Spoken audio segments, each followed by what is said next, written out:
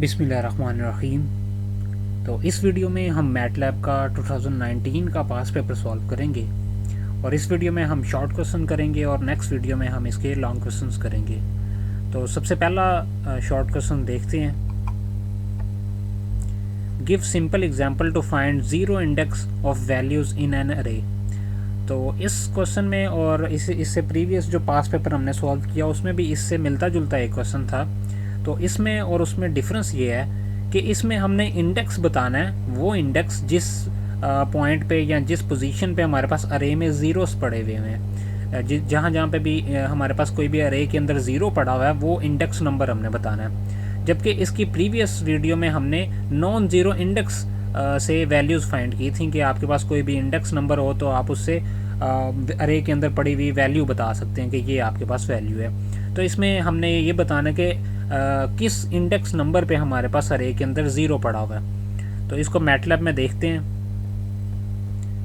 तो इसके लिए मैंने एक कोड लिख रखा है। ये मैंने कोई भी आर्बिट्रेरी अरे ले ली अपनी तरफ से 4 3 0 6 0 9 और इसका हमने ये फाइंड करना है कि किस इंडेक्स पे हमारे पास ज़ीरो पड़ा हुआ है।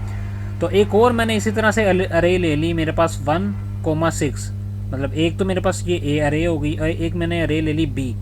जितने नंबर्स मेरे पास अरे इस ए अरे में है 6 नंबर्स हैं और 6 नंबर्स की ही मैंने अरे ले ली और इस बी के अंदर जो नंबर्स होंगे वो 1 से लेके 6 तक होंगे। तरतीब में 1 से लेके 6 तक हमारे पास ये नंबर इसके इस अरे के अंदर स्टोर हो जाएंगे।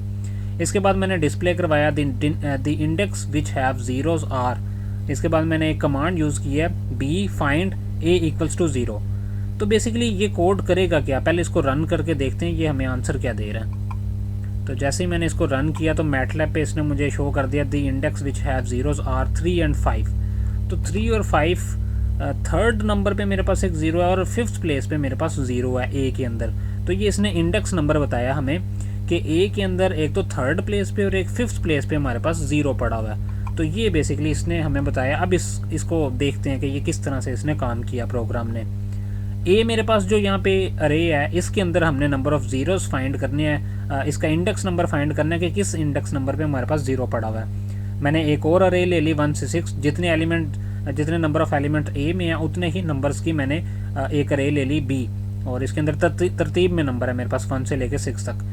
ये command B find A equals to zero ये क्या कर रही है, ये बेसिकली क्या करेगी ए को और बी को कंपेयर करेगी और बी में से हमें वो नंबर्स फाइंड करके देगी जिस प्लेस पे ए के पास ज़ीरो पड़े हुए हैं। Find A equals to zero मतलब ये कमांड इस तरह से काम करेगी कि वो करस्पॉन्ड एलिमेंट्स निकाल के देगी जहाँ जहाँ पे ए इक्वल्स टू ज़ीरो है।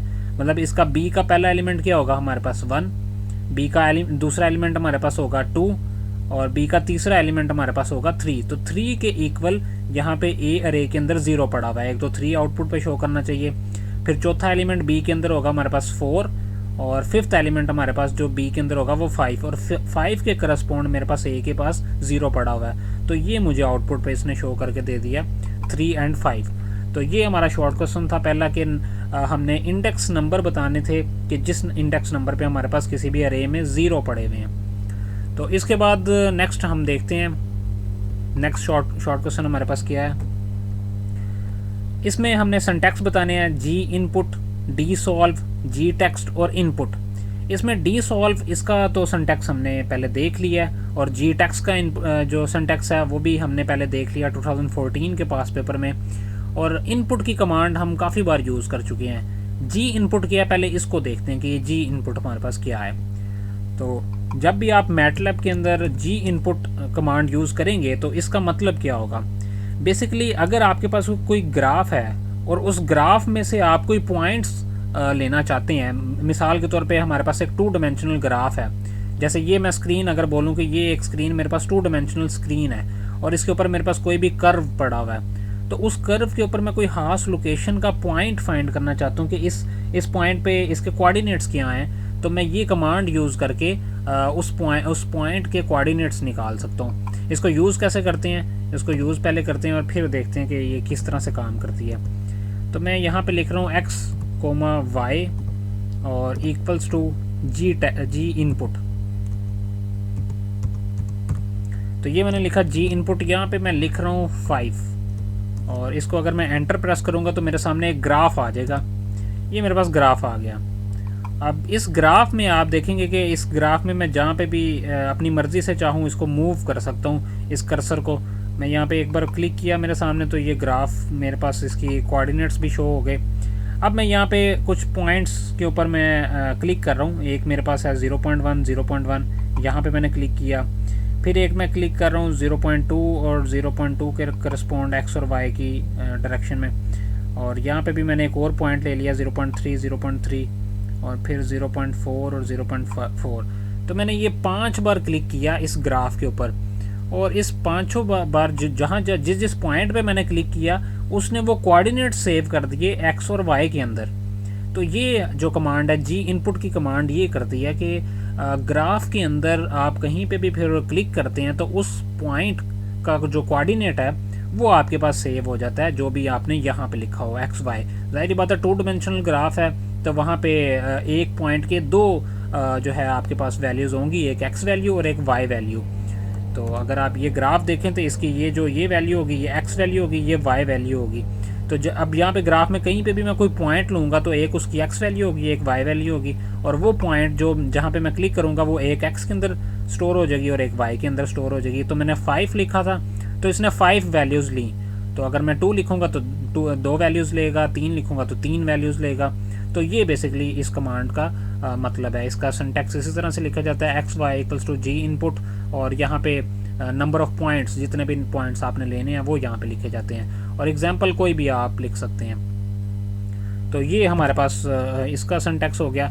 इसी तरह से अगर हम देखें तो यहाँ पे इनपुट की कमांड यूज़ होती है जब हम यूज़र से इनपुट ले रहे होते हैं। ये जी इनपुट मतलब ग्राफ से जब आप इनपुट ले रहे हैं, और सिंपल इनपुट जब आप यूज़र से इनपुट ले रहे हैं। अगर मैं इसको अब यूज़ करके आपको दिखा दूँ तो वो कुछ इस तरह से है। मिसाल के तौर पे मैं x के अंदर वैल्यू को स्टोर करवाना चाहता हूँ और वो वैल्यू मैं यूज़र से लेना चाहता हूँ, तो मैं लिखूँगा x इक्वल्स टू इनपुट, और इनपुट में मैं कोई भी मैसेज भी लिख सकता हूँ कि यहाँ पे मैं कॉमर्स के अंदर अगर मैं लिख दूँ एंटर नंबर,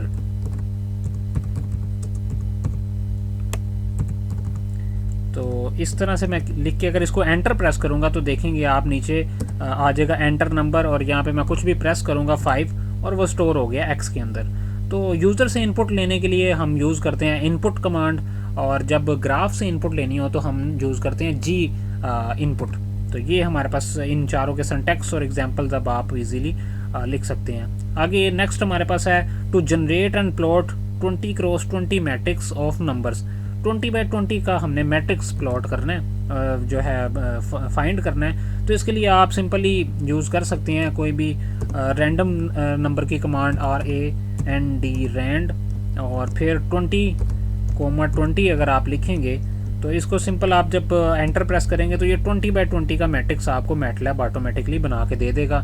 ये तो कई बार हम इसको यूज़ कर चुके हैं। तो जनरेट और प्लॉट भी करना है आपने। तो प्लॉट करने के लिए आप कमांड लगाएंगे प्लॉट, और फिर यहाँ पे आप जिसके अंदर आपने वो मैट्रिक्स सेव करवाया हुआ है, मैंने ए के अंदर करवाया था, एंटर प्रेस करूँगा तो ये प्लॉट कर दिया इसने मुझे 20x20 का मैट्रिक्स ये प्लॉट करके दे दिया। तो ये भी कंप्लीट हो गया। इसके बाद नेक्स्ट हमारे पास क्या है, to give one example to find out cumulative sum of 2587। तो इसकी कम्युलेटिव सम हमने फाइंड करना है, ये देख लेते हैं। तो इसको मैं पहले तो स्टोर करवा लेता हूँ मैटलैब में। पहले इसकी स्क्रीन को क्लियर कर लेते हैं। अब ए के अंदर मैं इसको स्टोर करवा रहा हूँ। हमारे पास है 2587, 2, 5, 8 और 7। तो सॉरी ये 2587 इसका कम्युलेटिव सम अगर हमने फाइंड करना हो तो इसके लिए कमांड जो यूज़ करते हैं हम CUM कम्युलेटिव के जो शुरू के स्पेलिंग है CUM और फिर आगे सम। तो इसको लिख के आप जिसका भी कम्युलेटिव सम आप लेना चाहते हैं उसको लिख के एंटर प्रेस करेंगे तो ओके, यहाँ पे स्पेलिंग मिस्टेक थी तो अब ये ठीक है। अगर आप कम्युलेटिव सम लेना चाहते हैं तो CUM और SUM, तो सम और फिर जिसका कम्युलेटिव सम आपने लेना है वो लिख के आप एंटर प्रेस करेंगे तो वो आपके पास उसका कम्युलेटिव सम आ जाएगा। इसको मैं क्लियर करके दोबारा से दिखा देता हूँ। तो ए मेरे पास जो है वो ए मेरे पास है 2587 और कम्युलेटिव सम CUM और SUM। असल में प्रीवियसली यहाँ पे मैंने n लिख दिया था, उसकी वजह से वो एरर आ गया था। तो इसको एंटर प्रेस करेंगे आप तो ये आपके पास कम्युलेटिव सम आ गया। कम्युलेटिव सम बेसिकली क्या है कि 2 एज इट इज़ आ जाएगा, फिर 2 और नेक्स्ट एलिमेंट ऐड होके हमारे पास यहाँ पे आ जाएगा, फिर जो यहाँ पे आएगा वो नेक्स्ट में ऐड होगा और फिर यहाँ पे शो होगा, फिर ये नेक्स्ट एलिमेंट में ऐड होके फिर ये हमारे पास शो होगा। इसको बोलते हैं कम्युलेटिव सम। मतलब जितने भी एलिमेंट है यहाँ पे 2, 5, 8 और 7 है, 7 को इन सब में ऐड कर देंगे, टोटल जो सम आएगा वो लास्ट एलिमेंट होगा। इसके बाद फिर 7 को निकाल दें और बाकी जो एलिमेंट होंगे उनको सम करेंगे तो वो सेकंड लास्ट, और फिर इसको भी निकाल दें और फिर जो एलिमेंट बचेंगे उनको सम करेंगे वो यहाँ पे, और ये फर्स्ट वाला एज इट इज़ आ जाएगा। इसको बेसिकली कम्युलेटिव सम बोलते हैं। तो ये भी हमारा हो गया। इसके बाद नेक्स्ट हमारे पास है to find integral of a polynomial. तो इंटीग्रल फाइंड करना है हमने इस पॉलिनोमियल का। तो ये बिल्कुल सिंपल है। जो जब भी हमने इंटीग्रेशन करनी हो तो INT जो है इंटीग्रेशन, पॉलिनोमियल की इंटीग्रेशन के लिए हम जो जो कमांड यूज़ करते हैं वो INT है। तो अगर मैं यहाँ पे लिखूँ INT और इसके यहाँ पे ब्रैकेट में अगर मैं ये इक्वेशन लिख दूँ 5 × x², तो मुझे लिखना पड़ेगा 5 × x² और फिर -2x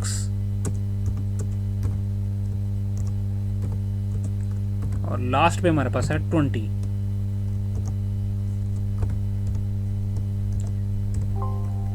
तो इससे पहले मुझे यहाँ पे कमांड लगानी पड़ेगी SYMSX।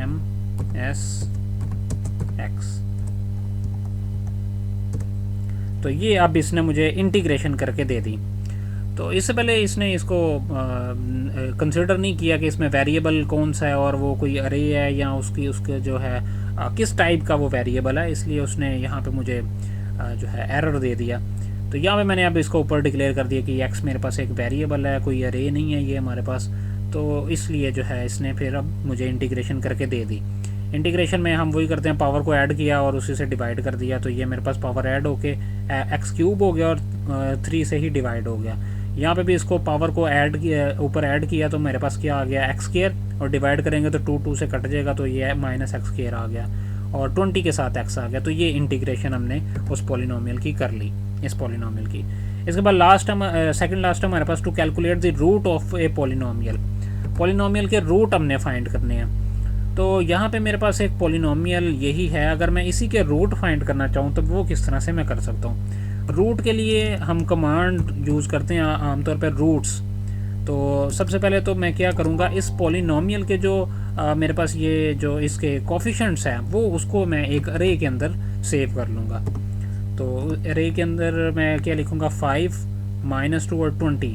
तो 5, -2 और 20 ये मैंने एक अरे के अंदर सेव कर लिया। अब इस पॉलिनोमियल के मैं क्या फाइंड करना चाहता हूँ, रूट्स। तो ROOTS रूट्स ऑफ ए और एंटर प्रेस करूँगा तो ये इसने मुझे रूट्स निकाल के दे दिए। किसी भी पॉलिनोमियल के रूट्स आप फाइंड कर सकते हैं बाय यूजिंग रूट्स ए। तो ये जो मैंने ये तरीका जो यूज़ किया उसमें ये है कि वैसे तो इसके ऊपर मैंने वीडियो बनाई हुई है 2014 के पास पेपर में भी बिल्कुल इसी तरह से हमने रूट फाइंड किए थे। उसमें इस तरह से है कि जो भी पॉलिनोमियल आपको गिवन है उसकी जो हाईएस्ट पावर है उसको आपने जो अरे आप बना रहे हैं उसको पहले नंबर पे रखना है। उससे लोएस्ट पावर जो एक्स की है वो आपने फिर सेकंड नंबर पे, उससे लोएस्ट जो है वो फिर आपने थर्ड नंबर पे उसको रखना है और उससे एक अरे बना लेनी है। और फिर ये कमांड जब आप यूज़ करेंगे रूट्स ए तो वो आपको उसके रूट्स निकाल के दे देगा। अगर आपके पास इक्वेशन कुछ इस तरह से होती 5x² + 20 -2x ना होता तो फिर आपने क्या करना था, 5 लिखना था, सेकंड नंबर पे 0 लिखना था। क्योंकि x वाली टर्म यहाँ पे आपके पास नहीं थी तो उसके लिए आप 0 यूज़ करेंगे कि उसका कोफिशिएंट 0 है। नेक्स्ट फिर 20 और फिर आपके पास रूट आना था, फिर आप रूट की कमांड यूज़ करेंगे। और लास्ट पे हमारे पास है to multiply 2 polynomial and determine derivative. तो 2 अगर आपके पास पॉलिनोमियल हों तो फिर आप उनको मल्टीप्लाई कैसे कर सकते हैं मैटलैब में। तो पॉलिनोमियल्स को मल्टीप्लिकेशन थोड़ी सी कॉम्प्लिकेटेड होती है। आम अगर मैथमेटिक्स में अगर हम करें तो x³ और x+x² + x + 1 इस तरह से अगर आपको 2-3 पॉलिनोमियल दे दिए जाएं काफ़ी लंबे, तो उनको मैथमेटिक्स में अगर मल्टीप्लाई करना हो तो वो बड़ा कॉम्प्लिकेटेड हो जाता है। लेकिन मैटलैब में बहुत ही इजी वे है जिससे हम इसको जो है कैलकुलेट कर लेते हैं। तो इसके लिए हम क्या करते हैं, दो पॉलिनोमियल ले लेते हैं। मिसाल के तौर पे मैं यहाँ पे ए के अंदर एक पॉलिनोमियल जो है स्टोर करवा रहा हूँ, उसको मैं ले लेता हूँ एक्स स्क्वायर, और फिर मेरे पास आ जाएगा प्लस एक्स प्लस 1। तो ये मैंने एक पॉलिनोमियल ये ले लिया, और एक बी के अंदर मैं जो है पॉलिनोमियल एक और स्टोर करवा देता हूँ। और सिंप्लिसिटी के लिए यहाँ पे मैं सेम रख रहा हूँ दोनों polynomials, x square plus x plus 1। तो ये दो पॉलिनोमियल्स मैंने ले लिए। अगर मैं इन दोनों की मल्टीप्लिकेशन करवाना चाहता हूँ तो इसके लिए जो है मुझे क्या करना पड़ेगा, इन दोनों को पहले अरेज की फॉर्म में मुझे यहाँ पे लिखना पड़ेगा। मतलब कैपिटल ए को मैं यहाँ पे जो है अरे की फॉर्म में लिखूंगा तो वो मेरे पास क्या आ जाएगा, सबसे हाईएस्ट पावर मेरे पास है यहाँ पे एक्स स्क्वायर, इसका कोफिशिएंट मेरे पास क्या है 1, और फिर स्पेस नेक्स्ट एक्स स्क्वायर के बाद मेरे पास आ जाता है एक्स, इसका कोफिशिएंट भी 1 है, और नेक्स्ट फिर मेरे पास जो कांस्टेंट है वो 1 है। तो ये मेरे पास एक अरे आ गई ए। इस तरह से बी जो है उसको भी मैं अरे की फॉर्म में लिख लूँगा। तो अरे की फॉर्म में इसके भी मेरे पास 1 1 1 आएगा। तो अब ये मेरे पास दो पॉलिनोमियल्स आ गए ए और बी। ए जो पॉलिनोमियल है उसको मैंने इस फॉर्म में लिख लिया, बी पॉलिनोमियल है इसको भी मैंने इस फॉर्म में लिख लिया। अब अगर इसको मैंने इनकी जो है मल्टीप्लिकेशन अगर मैंने इनकी फाइंड करनी है तो इनके लिए जो कमांड यूज़ होती है वो कॉन्वोल्यूशन है, CONV। तो कॉन्वोल्यूशन ए कोमा बी, तो इसको मैं एंटर प्रेस करूंगा तो इसने ये मुझे एक आंसर दिया 1 2 3 2 1। तो अगर आप इन दोनों को मल्टीप्लाई करें तो आप देखें एक्स स्क्वायर को मल्टीप्लाई करेंगे एक्स स्क्वायर के साथ तो आपके पास आ जाएगा x रेज़ टू पावर 4। तो अगर आप इस पॉलिनोमियल को देखें तो आप ये देखेंगे अगर ये x रेज़ टू पावर 4 है तो ये x रेज़ टू पावर 3 का कोफिशिएंट होगा, ये x रेज़ टू पावर 2 का कोफिशिएंट, ये x का, और ये 1। तो मतलब x रेज़ टू पावर 4 आने वाला है और उसी का ये आंसर है, ये उसके कोफिशिएंट है। जिस तरह से आपने एक्स स्क्वायर एक्स और प्लस 1 का के कोफिशिएंट ये निकाले हुए हैं, इसी तरह से आपके पास ये जो आंसर आया हुआ है ये बेसिकली आपके पास आंसर आप कुछ इस फॉर्म का है, X raise to power 4 plus 2 multiplication X raise to power 3 plus 3 into 3 into X raise to power 2 plus 2 into X raise to power 1, मतलब x हो जाएगा मेरे पास, और प्लस 1। तो ये मेरे पास आ जाएगा ये पहली टर्म, ये सेकंड टर्म, ये थर्ड, और ये फोर्थ, और ये जो है फिफ्थ टर्म हमारे पास। अगर आप इन दोनों को मल्टीप्लाई करेंगे तो आप देखेंगे बिल्कुल यही आंसर हमारे पास आएगा। तो इस तरह से ये CONV कन्वोल्यूशन की जो कमांड है ये यूज़ करके आप जो है पॉलिनोमियल को मल्टीप्लाई कर सकते हैं। अब अगर आपने डेरिवेटिव लेना है, इसका डेरिवेटिव अगर आपको चाहिए तो आप क्या करेंगे, ये जो मैंने एक पूरी इक्वेशन लिखी हुई है तो इसको आप लगा देंगे DIFF की कमांड अगर इसके ऊपर आप लगा दें तो आपके पास डेरिवेटिव आ जाएगा इसका। तो DIFF अगर मैं इसको, क्योंकि हमारे पास पेपर में ये बोला गया कि एक तो मल्टीप्लाई करें उनको और फिर उनका डेरिवेटिव भी फाइंड करें। तो आप तो मल्टीप्लाई करेंगे तो इस तरह से कॉन्वोल्यूशन की कमांड लगाएंगे तो आपके पास मल्टीप्लिकेशन आ जाएगी, और उसके बाद ये कमांड जब आप यूज़ करेंगे तो इससे आपके पास इसका डेरिवेटिव आ जाएगा। आप देखें इसका डेरिवेटिव आपके पास क्या आ गया, 4x की क्यूब, और ये आ जाएगा 6x स्क्वायर, तो ये 6x स्क्वायर आ गया, तो ये 6x आ गया आपके पास, ये आ गया, और इसका डेरिवेटिव 2 आपके पास आने वाला है। तो इस तरह से आप DIFF कमांड लगाएंगे तो डेरिवेटिव आ जाएगा। दोबारा से मैं बता दूं आपको पेपर में आप किस तरह से लिखेंगे। पेपर में आप लिखेंगे इस तरह से कि A आपके पास कोई पॉलिनोमियल है, B आपके पास कोई भी पॉलिनोमियल है। आप इनको चाहे तो अरे की फॉर्म में ना भी लिखें, इसके बाद डायरेक्ट आप कमांड लगाएं कॉन्वोल्यूशन की CONV A, B, तो आपके पास आंसर आ जाएगा। और फिर आपने डेरिवेटिव लेना उसका, तो फिर जिसके अंदर आपने कॉन्वोल्यूशन स्टोर करवाया हुआ है, जैसे मैंने तो यहाँ पे कॉन्वोल्यूशन डायरेक्ट ये लिखा है, तो आप इसको किसी में स्टोर करवा सकते हैं। मिसाल के तौर पे capital C equals to convolution A, B, और ये आपके पास C के अंदर स्टोर हो जाएगा। फिर DIFF की कमांड लगा दें C के ऊपर, तो आपके पास डेरिवेटिव आ जाएगा इसका।